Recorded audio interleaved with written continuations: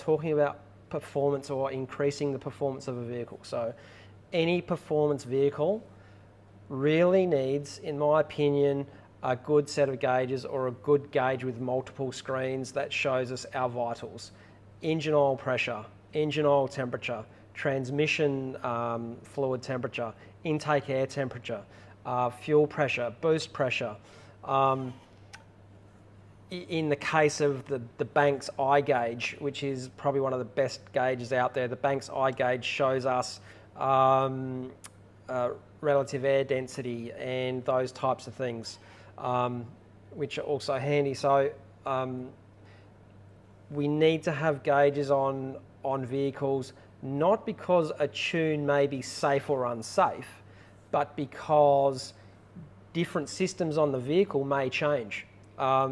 Like we may start losing fuel pressure, we may start gaining fuel pressure through something that's becoming faulty or worn on the engine. So hence, when those things start to change, the tune will start to change. We need gauges to help us keep an eye on those, and a good gauge will have alarms that we can set at certain temperatures, at certain pressures, to help us not be staring at a gauge 24/7 when we're driving, we're tired, we're doing long distance. It'll have a different colour that will come up, or it will have an audible alarm come up. So I guess they're the sorts of things when we start looking at high power outputs. I guess all of the changes that we're looking at and tuning, whether it's a piggyback ECU or it's remapping, they all need to be validated on a sophisticated dynamometer, or what everyone calls a dyno. We generally, before we start tuning, remapping or piggyback, we'll put a vehicle on the dyno before we even start tuning. We'll look at injector offsets or compensations. We'll look at oil pressure and a heap of those types of things. Look at the general maintenance of the vehicle, get a feel for the condition of the engine, the turbo, those types of things.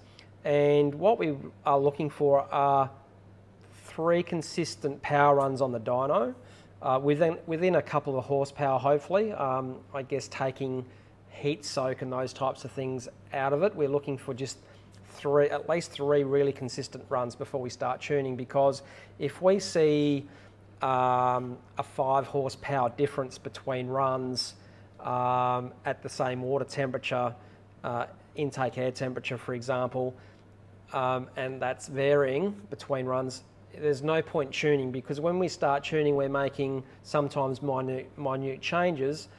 And if the vehicle's power is varying without even making a change, then how are we going to gauge whether the change that we've just made is good, bad, or indifferent? So if we put a vehicle on the dyno and it's not consistent between runs, first things first, we have to find out why there's an inconsistency there. That could be because of a VNT, a variable geometry turbo. The vanes could be sticky. The step motor may be playing up. If it's a vacuum solenoid operated system, it could be that, could be a spring, could be the actual boost control solenoid itself. It could be a vacuum pump that's providing the vacuum to the boost solenoid, which feeds the turbo itself. So it could be a varying fuel pressure. So we got to kind of find that before we start tuning. For 2 reasons, is that to make the tune accurate, and secondly, to make sure we haven't got something that could cause damage to the engine, particularly if we tune it, because the stakes get higher when we do tune. So I think that kind of covers it. I guess getting into price is the next thing that most people ask, because they have a budget in mind or don't even know what to expect. But for most intents and purposes, a remap on most vehicles around the $1,300, $1,350 mark. Some are a bit more, some are a bit less. Your lower end, and I shouldn't say lower end, I should say your entry point piggyback ECUs, which will have generally 3 modes of operation, which is a standard mode, towing mode, and a power mode. You're going to be coming into the market with a a plug-and-play system with no wires cut, you're going to be looking at around $1,950 drive-in, drive-out. For your more sophisticated, high-end piggyback systems like the Unichip, you're going to be anywhere from $2,600 thereabouts, anywhere up to $3,900 for your high-end plug-and-play for a modern vehicle with built-in temperature protection and compensations, with the 5 touchpad selector switch and those sorts of things. So fuel economy is generally the next question that customers ask, because they're trying to weigh up the the economics of the cost of a high-end piggyback system and what they're going to save in fuel and how long it's going to take them to pay that system off. Now, on my maths, most people doing regular miles are probably going to take about 3 years or thereabouts or more to pay off a high-end system.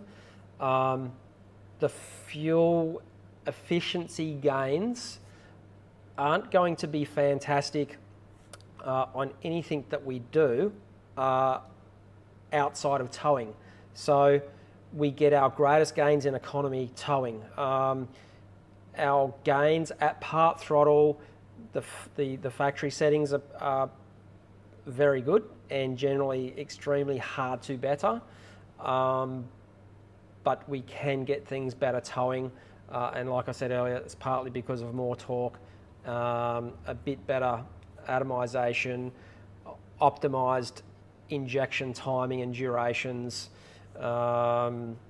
and yeah, so that's where you're going to see your gains is in towing and under load. That's where you're going to see your most benefit. Some vehicles we're seeing 10 to 12%, others, depending on the manufacturer, as low as 3%, and some very little. So that would just be something you would have to ask, when if you ever came to us, or whoever you're talking to about getting a tune or a system. It's something that you would have to ask them.